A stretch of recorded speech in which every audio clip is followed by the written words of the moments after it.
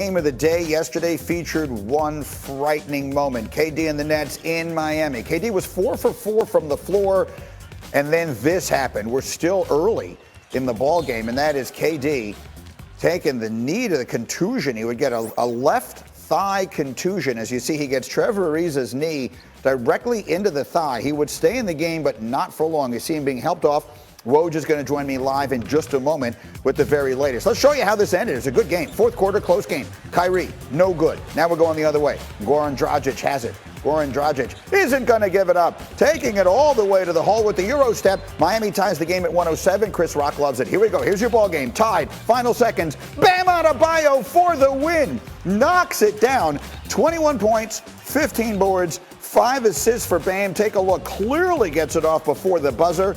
Brooklyn's own Chris Rock somehow seems to be cheering for the wrong team as that one goes, and it's a big win for Adebayo and the Heat. But obviously the big story here is Kevin Durant, and the man who always has all the stories is Adrian Wojnarowski. Woj, thanks as always for getting up. What can you tell us about Durant?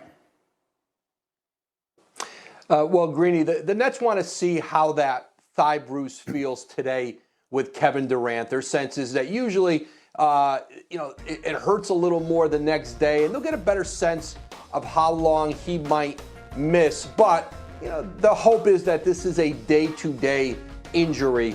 But they wanted to really just see how it felt today when Durant came back in for treatment. And they've erred on the side of caution with him all year, and understandably so when you consider what he's coming back from. But what should we make of the fact that the Nets' big three has barely played together at all? I'm trying to wrap my mind around what that actually means. What do you think, big picture, it means? Yeah, 7 games, Greeny. That's the amount of games that Kevin Durant, James Harden, Kyrie Irving have played together. And it is a concern. And I think if you're just matching up talent in the playoffs, not just the Nets star power, but the role players they have. Adding a Blake Griffin in the buyout market. Joe Harris is having an outstanding season. The Nets, they don't have a lot of holes, certainly, but the continuity that they don't have in big moments. And the postseason, you're going to be in a drag-out game with a Philadelphia, with a Milwaukee, with a Miami. And they don't have that experience together. And I think that with those other teams, that's their belief that they could still get Brooklyn in the postseason. All right, we'll see what happens when we get there. Meanwhile, I need your reaction to this. So yesterday, Zion Williamson and the Pelicans lost in overtime to the Knicks at the Garden. And then afterwards, Zion, after his first game in the NBA at the Garden, said this. New York is the mecca of basketball. I love playing here. This atmosphere, whether they're cheering for you, whether they're booing for you, it's amazing. Honestly, I think outside of New Orleans, obviously, I think this might be my favorite place to play outside of New Orleans. I can't even lie to you. I can't lie to you. Woj, I'm sure no one in New York will overreact to that. What should the reaction be to young Zion saying this is his favorite place to play? I think it's something to watch down the road, Greeny. I think if you followed Zion Williamson closely, he doesn't just talk to talk, and he's pretty particular in what he says and when he says it. He's been very consistent like that, even back to Duke, but in the NBA. And so, listen, he's a long way away from free agency. He's only in his second year in the NBA. But I think with the way that the Knicks have been rejuvenated, the success you're seeing them have here in the short term anyway, I don't think it was completely by accident. If you the beginning of that clip, Greeny, he said, "Hey, I'm glad you asked that." It was clear he was waiting for that question. So something to watch down the road. And listen, I think we all know with New York, if you have a competent product on the floor, if that team is run well, Madison Square Garden in New York is a place that players should want to play. We'll see how New York's able to carry that forward to a time where maybe it's a more timely conversation with players like Zion Williamson.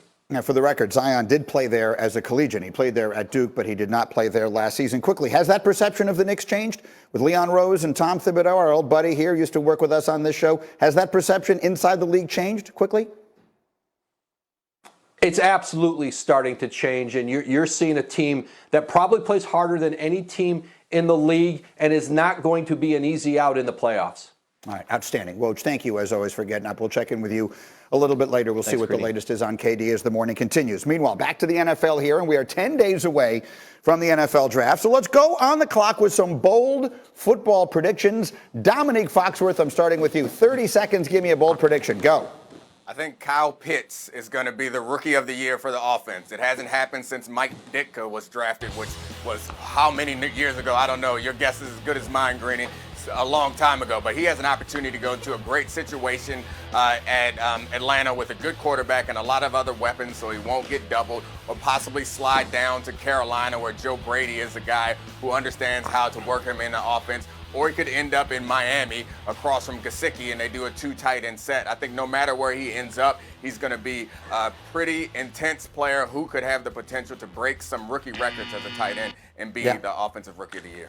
Mike, it was exactly 60 years ago, Mike Ditka, 1961. And by the way, Ditka is also the first tight end to go into the Hall of Fame. It's a little early to put Kyle Pitts there, but let's see. Okay, who's next? Graziano, bold prediction, 30 seconds. Let's go. I have Washington as a team that will trade up into the top 10 to draft a quarterback. But I'm a little bit concerned now because our John Keim reports that they've changed their plans and they're not going to this Trey Lance workout today. As of yesterday, they were still expected to go. I'm going to stick with my bold prediction because we're being bold and because Washington knows they need a long-term answer at the quarterback position. I don't think they're in a position to trade all the way up from 19 to 4 or 5, but I think if somebody they like slides toward the back of the top 10, you could see them make an aggressive move to go get a quarterback. I like that. They don't have to be there today to do that. And Carolina at 8 continues to feel like a spot where something like that could happen. Tim Hasselbeck, bold prediction, 30 seconds, go.